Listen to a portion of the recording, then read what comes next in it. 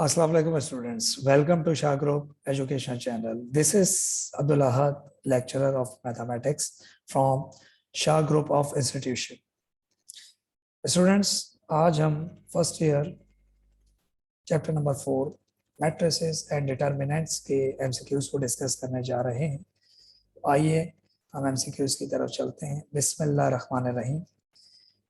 MCQs number 1, इसमें लिखा हुआ है a matrix which has only one raw is called. ऐसा मैट्रिक्स जिसमें सिर्फ एक रॉ हो उसे रॉ मैट्रिक्स कहते हैं।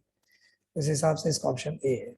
सेकंड में लिख रहा है a matrix which has only one column is called dash matrix. ऐसा मैट्रिक्स जिसमें सिर्फ एक ही कॉलम हो उसे कॉलम मैट्रिक्स कहते हैं।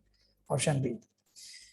थर्ड एमसीक्यूज है a matrix in which number of rows are not equal to the number of columns. ऐसा मैट्रिक्स जिसमें रॉज और कॉलम्स आपस में बराबर ना हो उस मैट्रिक्स को रेक्टेंगुलर मैट्रिक्स कहते हैं। ऑप्शन सी। फोर्थ एमसीक्यूज में कह रहा है matrix whose each element is zero is called dash matrix. ऐसा मैट्रिक्स जिसमें तमाम एलिमेंट जीरो हो जाएं उसे नल मैट्रिक्स कहते हैं। Option C. MCQs 5 a matrix in which number of rows is equal to the number of columns is called. ऐसा matrix जिसमें रॉ और कॉलम्स की तादाद आपस में बराबर हो जाए उसे स्क्वायर मैट्रिक्स कहते हैं। Option A. 6 MCQs. A diagonal matrix in which all the diagonal elements are equal same is called matrix. उसने कहा कि एक डायगोनल मैट्रिक्स है उसमें डायगोनल एलिमेंट्स सारे के सारे इक्वल और सेम है। डायगोनल का मतलब आप जानते होंगे कि वो मैट्रिक्स जिसकी ऊपर से नीचे लेफ्ट की ढलान देखी जा रही हो उसे कहते हैं लीजेंड डायगोनल। उस लीजेंड डायगोनल में अगर तमाम एलिमेंट्स सेम हो जाएं तो उसे कहते हैं scalar matrix. Option C. 7 MCQs में कह रहा है a is equal to 0 0 then a is called. ऐसा मैट्रिक्स जिसमें तमाम एलिमेंट जीरो से कहते हैं null matrix. Option D.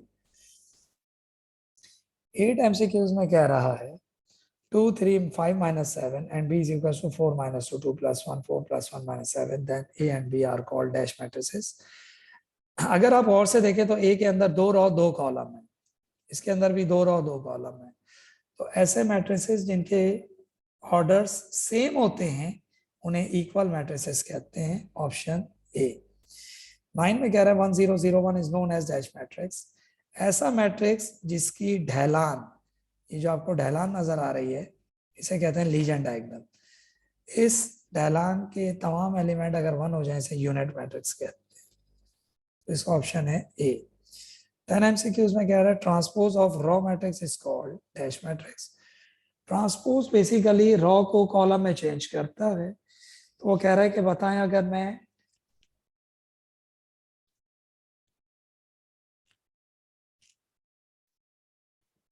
Raw matrix का ट्रांसपोज करूं तो क्या होगा, तो रॉ कॉलम में चेंज हो जाएगी तो उसका नाम बन जाएगा कॉलम मैट्रिक्स, यानी ऑप्शन डी। अगले में लिखा हुआ है transpose of column matrix 11 MCQs। Transpose of column matrix is called dash matrix. कह रहा है कॉलम मैट्रिक्स का अगर ट्रांसपोज किया जाए तो वो रॉ में चेंज हो जाएगा तो उसे कहेंगे हम रॉ मैट्रिक्स। 12 MCQs में कह रहा है a प्लस बी प्लस सी का ट्रांसपोज, ये जो भार पावर टी नजर आ रही है इसे ट्रांसपोज कहते हैं।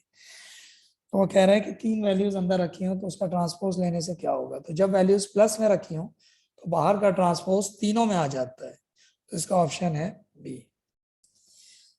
13 में लिख रहा है ए बी सी का ट्रांसपोज, ये एक फॉर्मूला है जो बराबर होता है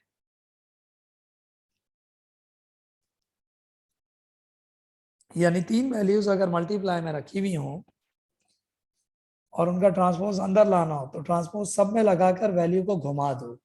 कैसे घुमाए, बीच वाला भी ऐसे ही रहेगा, बस सी की जगह ए आ जाएगा, ए की जगह सी आ जाएगा। तो इसका ऑप्शन है डी।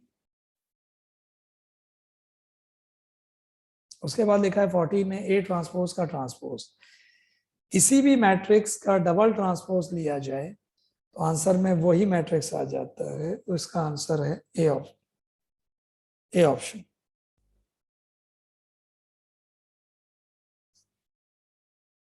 उसके बाद आ जाए 15 MCQs। इसमें लिख रहा है matrix of order m into n is a square matrix if, वो कह रहा है कि matrix of order m into n is a square matrix, कह रहा है कि एक स्क्वायर मैट्रिक्स है जिसमें ऑर्डर है m इंटू एन, इसमें ये जो पहला होता है ये रॉ होता है और दूसरा कॉलम होता है, और हमें पता है कि स्क्वायर में रॉ और कॉलम आपस में बराबर होते हैं, तो इसका आंसर है m is equal to n, यानी बी ऑप्शन। उसके बाद आते हैं हम 16 एमसीक्यूज पे। इसमें लिखा हुआ है zero is dash matrix, zero कौन सा मैट्रिक्स है? इस वक्त आप देखें जीरो में एक ही रॉ है और एक ही कॉलम है, तो इस हिसाब से बनेगा स्क्वायर मैट्रिक्स, रॉ और कॉलम बराबर हो तो स्क्वायर मैट्रिक्स।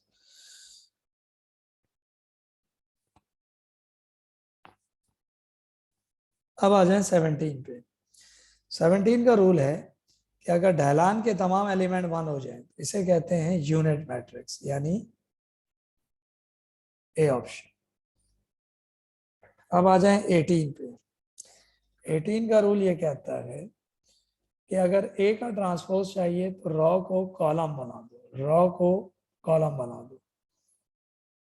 इसका आंसर बनेगा 1 2 3 और 2 1 0, यानी पहली रॉ पहली कॉलम बन जाएगी और दूसरी रॉ दूसरी कॉलम बन जाएगी।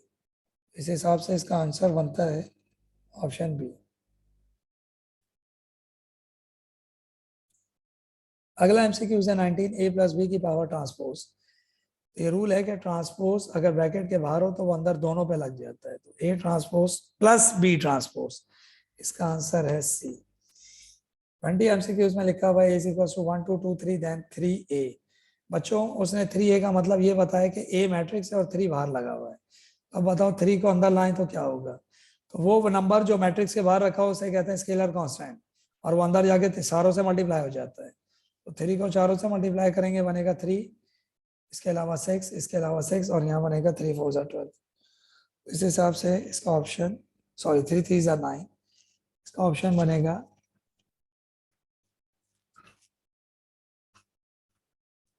डी। उसके बाद आता है 21 पे, कह रहा है a square matrix A singular if. अगर कोई मैट्रिक्स सिंगुलर हो तो उसका डिटर्मिनेंट 0 के बराबर होता है, यानी कि डी ऑप्शन। 22 में कह रहा है A B C D then adjoint A. चार वैल्यू का एडजॉइंट निकालना हो तो लेफ्ट की पोजीशन चेंज कर दो, राइट का साइन चेंज कर दो, तो ये आ जाएगा D A minus B minus C, तो ये है ऑप्शन ए। 23 में लिखा हुआ है for a non zero matrix A into A inverse. तो मेरे बच्चों उसने कहा कि for a non singular matrix A comma A inverse, उसने ए इनवर्स का फार्मूला पूछा है। तो ए इनवर्स का फार्मूला होता है 1 upon mod A multiply joint ए, तो इस हिसाब से ऑप्शन बी ठीक है।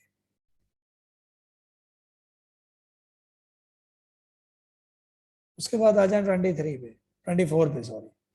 इसमें लिखा है matrix form of system 3x1 3x2 minus 1 comma x1 plus x2 is equal to 3। वो ये कह रहा है, वो ये कहना चाहता है कि दो मैट्रिक्स हैं, इनको अगर मैट्रिक्स की फॉर्म में लिखना हो कैसे लिखें, दो इक्वेशन है, इनको मैट्रिक्स की फॉर्म में लिखना हो कैसे लिखें। तो इसका तरीका ये है कि एक्स वाई के जितने भी नंबर हैं उनको एक ब्रैकेट में रख दो, तो नंबर क्या है 3 माइनस 1 1 1, और वेरिएबल्स को दूसरे मैट्रिक्स में रखकर ये जो नंबर है 1 और 3 ये कॉलम में डाल दो। तो वेरिएबल्स के जो नंबर हैं वो पहले मैट्रिक्स में रख दो, और जो दोनों में सेम वेरिएबल्स हैं उन्हें कॉलम वाइज दूसरे मैट्रिक्स में रख दो, और जो राइट के नंबर हैं उन्हें कॉलम वाइज तीसरे में रख दो। तो इसका ऑप्शन है सी। उसके बाद लिखा हुआ है D x plus 3 1 minus 3 2 2 1 minus 3 2। इसमें x निकालना है, तो x का तरीका है आमने सामने की वैल्यू बराबर ले लो, x प्लस 3 बराबर है 2 के। ये रूल है मैट्रिक्स का कि जब दोनों साइड ऑर्डर सेम हो तो आमने सामने की वैल्यू बराबर हो जाती है, यानी इक्वल हो जाती है।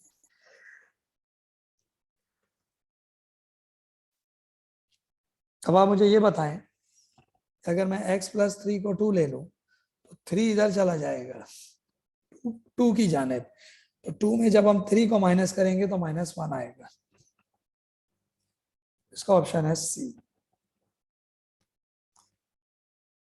स्टूडेंट्स, यहाँ हमारे chapter number 4 matrices and determinant के एमसीक्यूज खत्म होते हैं, इख्तिताम पजीर होते हैं। इंशाअल्लाह ताला हम नेक्स्ट वीडियो में नए चैप्टर नए एमसीक्यूज के साथ हाजिर होंगे। इस अपनेपन के साथ कि अपना बहुत ख्याल रखेंगे। दूसरी बात कि अगर आप इसी तरह हमारी इंफॉर्मेटिव वीडियोस हासिल करना चाहते हैं तो आप हमारे चैनल को सब्सक्राइब कीजिए और बेल आइकन को प्रेस कीजिए। अपना बहुत ख्याल रखिएगा। इंशाअल्लाह ताला नेक्स्ट वीडियो में नए एमसीक्यूज और नए चैप्टर के साथ हाजिर होंगे। अस्सलाम वालेकुम।